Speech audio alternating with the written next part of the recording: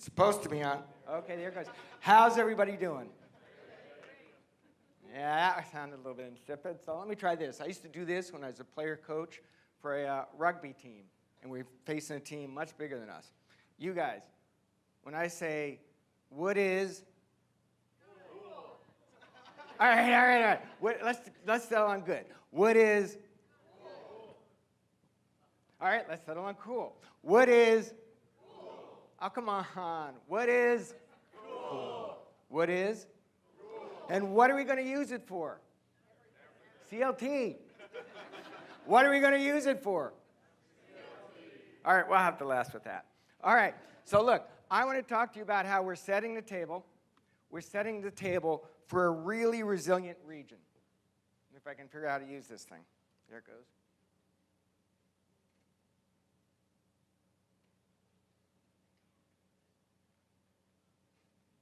Little technical help, maybe. Check to see if it's on the laptop screen. I'll do that. Bear with me.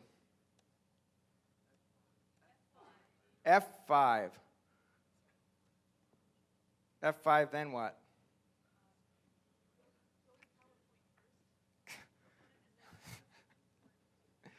All right. Let's get someone under the age of 60 here.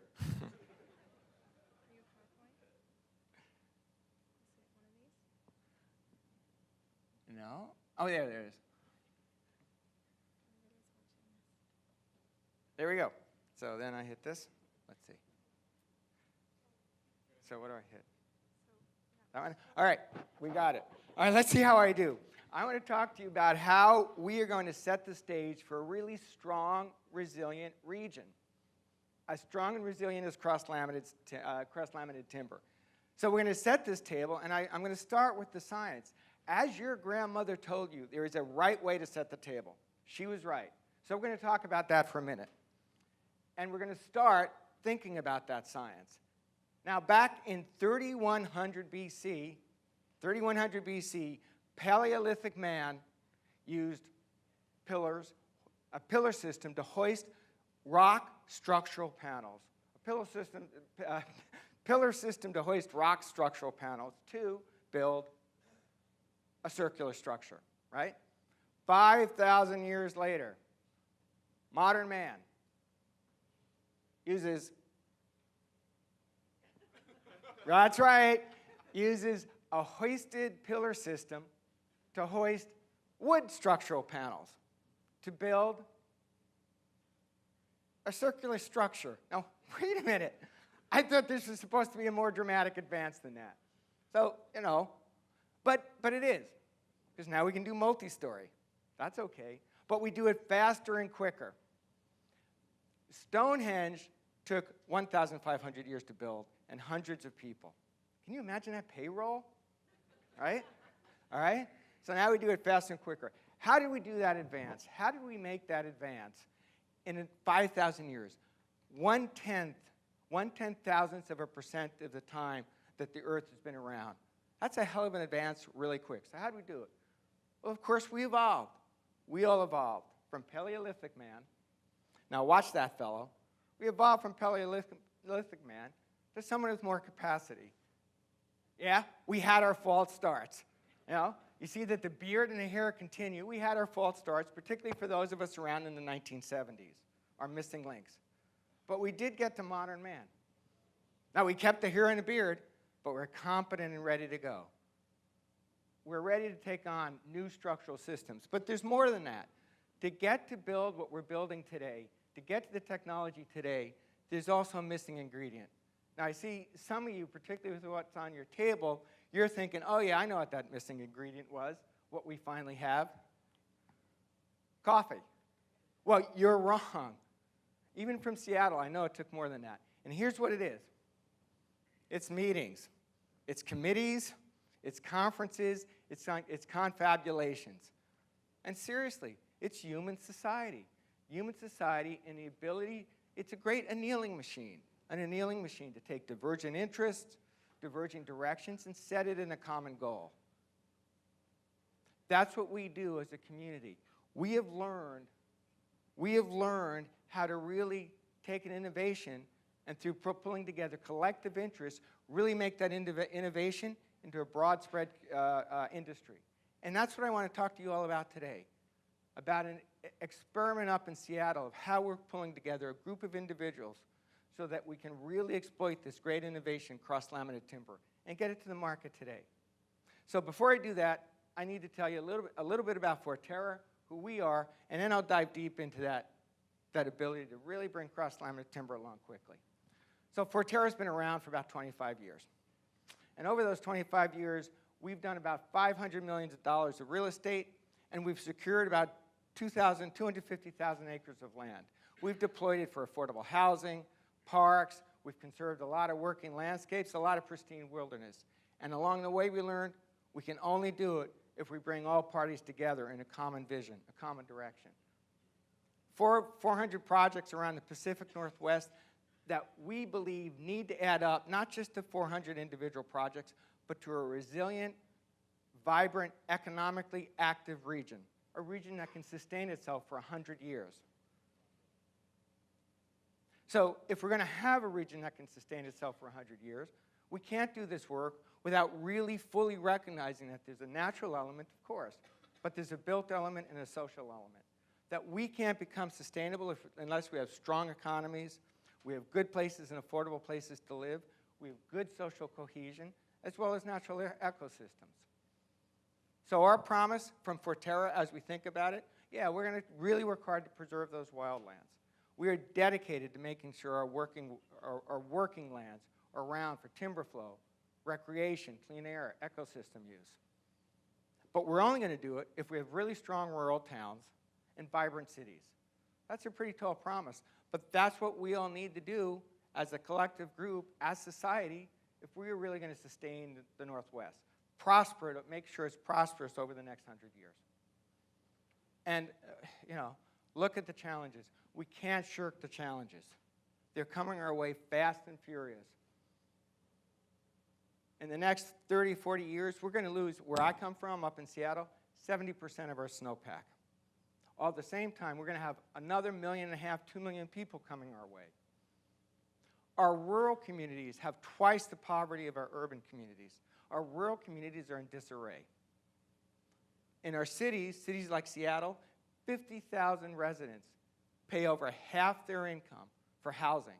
How can you create a sustainable region with that kind of dynamic? So we really need to take these issues head on. We need to take them head on as we really drive towards that promise I was talking about. All the while, we have another 1,000 new residents coming to the Seattle almost momentarily. So what do? We can't continue to look backwards. We can't continue to think about what once was, how we used to do things. That's a no-win. We need to look ahead. We need to think differently. And that's how we create great products. That's how we create sustainability. And we can do that as a region. So for us, it really comes down to how do we recreate that economic flow, that economic conversation between our rural communities and our urban cities? How do we no longer allow our rural communities to be disenfranchised from what's going on in our state? And can cross-laminated timber play a role in that? We think it can. We think it can play a powerful role in that. Now, you've heard a lot of conference speakers today talk about its value to the woods. And albeit that log's probably not going to cross-laminated timber, it's another valuable product to our woods. It brings a potentially strong economic driver to our rural towns.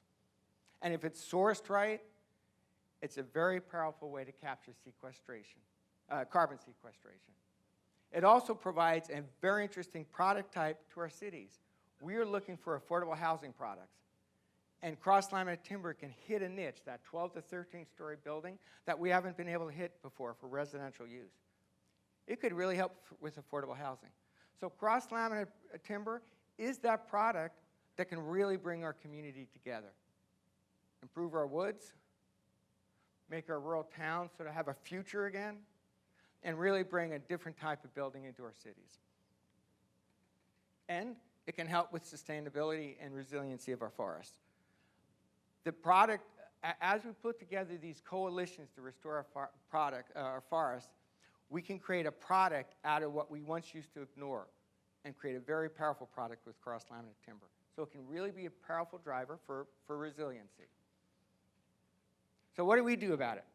So we see it as really an important way to head towards sustainability in our region. A region that innovates on everything. We are a region that can innovate on software, we can innovate on biotechnology, we can innovate on how to get you guys to shop 24/7 with Amazon. We can innovate on coffee and a $7 coffee cup. We certainly can innovate on wood, right? We have that kind of talent. But how do you do it? Well, it goes back to the science right from the beginning. You think about how we operate as a human society, and you pull the right parties together. So last October, we had a summit up at Alderbrook Lodge, and we had 100 different other participants. We had, you can read it on the screen, timber owners, mill operators, government officials from the federal, state, and local level. We had environmentalists. We had architects and builders, and we had academics. And we talked for 2 hours. We totally unpacked cross-laminated timber, totally unpacked it.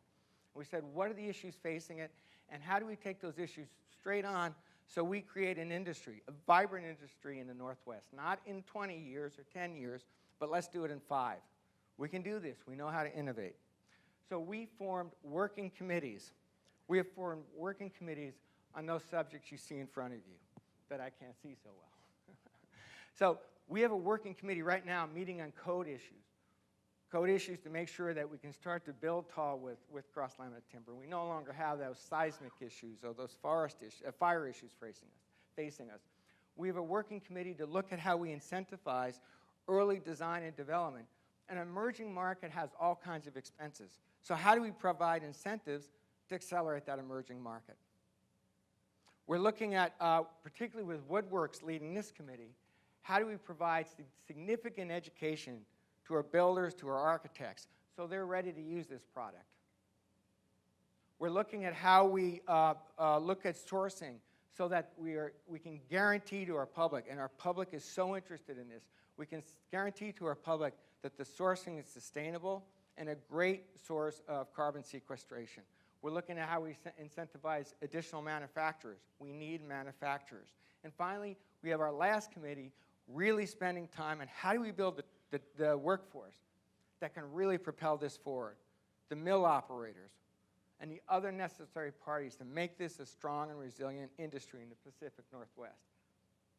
Now, this shouldn't know any borders. We happen to have started this in Washington, but this market shouldn't know borders. And this is a coalition effort that we're looking for how to partner with with people in Oregon. We need to make this a regional effort. The Pacific Northwest, one of the greatest innovation machines in the country, need to be the front of innovating on this product. So over the last year, we did something else. We did some intensive values research in our region. We really dug deep about how our citizens were thinking about the state of affairs in our region, how they were thinking about growth. And here's what we learned. And it really demonstrates to us that it's the right moment in time for cross-laminated timber. It's the right moment in time for mass timber. Look at some of the top-line findings. It is incredible. In the Pacific Northwest, we are the most optimistic community in the country. No other part of the country holds a candle to the optimism that we hold here in the Pacific Northwest. So with that kind of optimism and with that kind of innovation skill, we're ready to roll. We can rock this thing. We have a citizenry that is very, very comfortable with radical innovation, unlike any other part of the country. This is the right place to start CLT. We have citizens who are really pragmatic about growth. They're not going to try to stop growth. They want to see growth serve them. So how does growth serve them? We provide affordable business product that is beautiful so that they're proud of their cities. That's what they're asking for. They're not asking for no growth. They're asking for cities that they can be proud of. Cross-laminated timber can be a product to help do that. Here's some other items we learned. We learned that our citizens really deeply love, went too far, you guys. Our citizens really deeply love their communities. They want to continue to live in their communities. And they're afraid they're being forced out, priced out. That brings us back to cross-laminated timber. Let's find a way to bring cross-laminated timber in a way to help to start to solve that problem, to start to offer a new kind of building product so we provide more affordable housing. We have the optimism, we have the need, we have the expectation. And they love their surrounding landscapes. Everyone, I don't care where you are from in our survey, who you are, what your gender is, what your demographics are. Everyone reported what they love best about the Pacific Northwest is our environment, our surroundings. So here's a business product. Here's a building product that actually makes the surroundings better. We can manage our forests better as a consequence. Again, we're hitting right in the pocket of what our citizens are telling us. And finally, of course, this is the Pacific Northwest. They want us to know we're all in. They want to see that there's a coalition of interest pushing this kind of product forward. That's what we're doing up in Seattle. So the research really intertwines well with what we're doing with cross-laminated timber. We have the right place to do this. We have the right place to really bring cross-laminated timber, mass timber to market in a very forceful way, like nowhere else in the country. We got to take this to our advantage. Our effort with our working coalition is the way we're expressing that. And we're looking forward to working with more and more individuals in this room and across this region to really secure a vibrant industry. So look, if we get this right, we can really start to re-heal this urban-rural divide that is keeping us down, that is getting in our way. We all know this town. We have this town across our region. It's a town struggling to get by with a working landscape that is not optimal.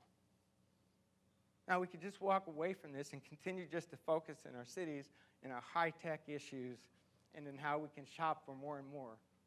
And we can abandon our rural towns. And we can see that we can sprawl across our working landscapes. Now, I think we all agree that's not going to be on our watch. Or we can be really creative and sort of bring our society-based ability to come together and solve problems and create new products that can make a rural town be vibrant and really use the surrounding working landscapes as best we can. And that's what we all need to do. That'll be a sustainable Pacific Northwest. And mass timber and cross-laminated timber play a key role in that. Thank you very much.